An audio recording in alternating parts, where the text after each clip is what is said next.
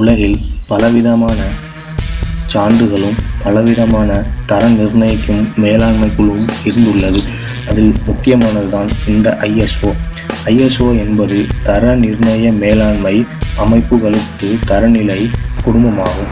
இது 1987 முதல் ஆரம்பிக்கப்பட்டது. பிறகு சில மாற்றங்களை கொண்டு வந்து 1994 சில மாற்றங்களை கொண்டு வந்துள்ளார்கள்.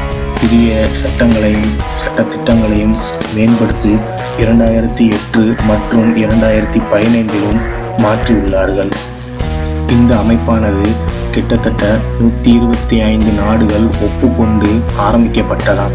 இந்த அமைப்பு முக்கிய நோக்கம் என்னவென்றால் பொருளை ஆராய்ந்து தரத்தை கணக்கிடுவதுதான் இது பிரதான நோக்கமாகும். இந்த நோக்கம் 125 நாடுகளும் ஒப்புக்கொண்டு அதில் பங்கேற்றுள்ளார்கள். இந்த மசோதாவை நிறைவேற்றியுள்ளார்கள்.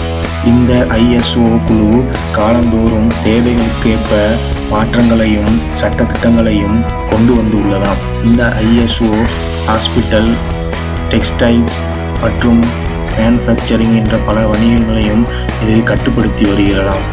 இந்த ISOவின் பிரதான முக்கியமான விஷயம் என்னவென்றால் தரங்களை ஆராய்வது மற்றும் இந்த தரத்தை ஆராய்ந்து அதற்கேற்ப சான்றிதழ் வழங்கப்படும்.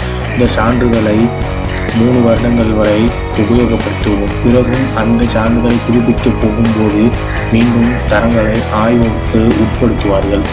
இந்த ஆய்வுக்கு உட்படுத்தப்பட்ட தரங்களை ஆராய்ந்து பிறகு அதற்கேற்ப சான்றுகளை வழங்குவார்கள். 3 வருடங்களுக்கு பிரதானமாக பொருள்களை தரங்களை ஆராய்ந்து பிறகு இந்த சான்றுகளை வழங்கப்படும். இந்த சான்றுகளை 3 வருடங்கள் வரை உபயோகப்படுத்திக் கொள்ளலாம். பிறகு அதை புதுப்பிக்க வேண்டும். இந்த சான்றுகளை உபயோகப்படுத்தும் போது இடையில் பொருள்களை தரத்தையும் பார்ப்பார்கள். இந்த தரங்கள் கொடுத்த அளவை விட கம்மியாக இருக்குமானால் அந்த சான்றுகளை திரும்ப பெற்று விடுவார்களாம். இந்த தர சான்றிதழைப் போலவே இந்தியாவிலும் ISI என்ற ஒரு தர சான்றிதழ் உள்ளது. இது சுமார் பல்லாயிரக்கணக்கான விநியோகர்களும் இதை உபயோகப்படுத்தித்தான் உள்ளார்கள். இந்த ISI சான்றிதழை வாங்குபவர்களுக்கு சில சலுகைகளும் கொடுக்கிறார்கள் என்பது குறிப்பிடத்தக்கது. இதுவரைக்கும் நம்ம சேனலை நீங்கள் சப்ஸ்கிரைப் பண்ணலாம், சப்ஸ்கிரைப் பண்ணிங்க. பக்கத்தில் இருக்க அந்த பெல் சிம்லையும் கிளிக் பண்ணிக்கிங்க. அப்போ தான் நாங்கள் போடுற அப்டேட்ஸ்லாம் உங்களுக்கு உடனுக்குடன் கிடைக்கும்.